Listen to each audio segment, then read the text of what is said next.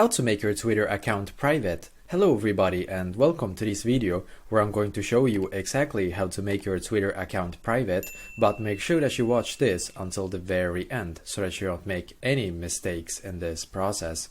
So what I'm going to do first is to go into my Twitter app.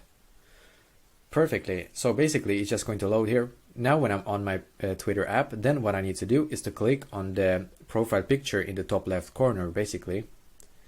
Perfectly. So then I will be taken to this page right here. As you can see, we need to scroll down and then click where it says settings and privacy. Perfect. In here we need to click where it says privacy and safety. Great. Then we will be taken to this page right here. As you can see, in here we need to click where it says audience and tagging.